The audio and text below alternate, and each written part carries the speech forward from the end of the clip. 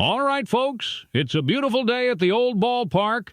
So put your mustard on that dog, grab that bag of peanuts, sip that cold one, and let's meet our Tiger of the Day. Today's Tiger video is Javier Betancourt.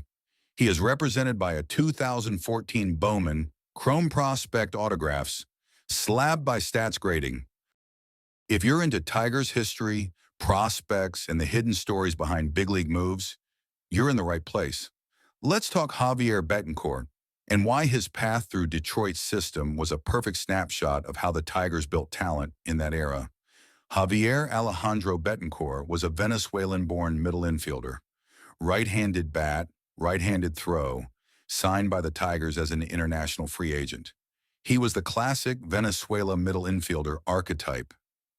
Detroit collected a lot back then. Quick decisions, steady glove, contact-first approach.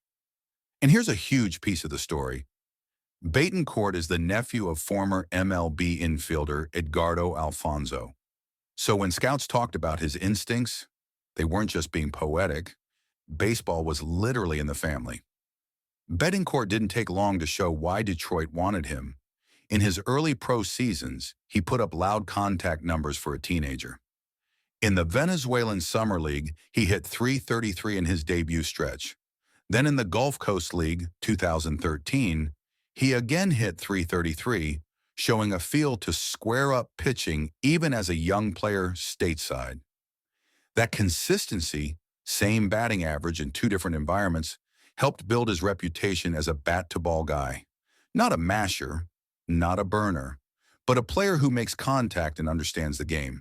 The Tigers pushed him aggressively, and 2014 was the real test. Full season West Michigan Whitecaps in the Midwest League. Over a big workload, Betancourt hit .269 with 6 home runs and 9 steals. Not flashy, but respectable for a teenager in that league. He also earned Midwest League midseason All-Star honors, one of those little achievements that tells you the industry noticed. Betancourt actually popped up in Tigers spring training action. He was assigned into big league camp in 2014 and 2015, and there are legit photo receipts of him in a Tigers uniform during Grapefruit League play. One spring training snapshot shows him fielding against the Phillies in Lakeland, number 33 in a Tigers uniform, doing exactly what he was known for: steady defense. And another moment? He scored what became the game-winning run in a spring game against the Mets on a wild pitch. One of those, it's spring training, but that's still a big league moment type plays. In 2015, Betancourt moved up to Lakeland, High A, and the line looked like what you'd expect from his profile: solid average, modest pop, steady middle infield work. He wasn't the kind of prospect who forced a front office's hand with monster slugging. He was the kind who made evaluators say, this guy might not be a star, but he could help you somewhere, someday. And then the big pivot, November 2015. The Tigers traded Betancourt to Milwaukee as part of the deal to acquire closer Francisco K-Rod Rodriguez. At the time, MLB.com noted Betancourt had been number 11 on MLB Pipeline's Tigers prospect list and described him as a right-handed hitting second baseman with experience at short and third. So yeah, if you ever hear someone say, "Who did Detroit give up for K-Rod?"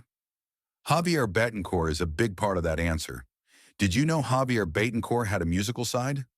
There's a minor league feature literally highlighting the sounds of Javier Betancourt, noting he wasn't just solid with the bat, he could play the piano too.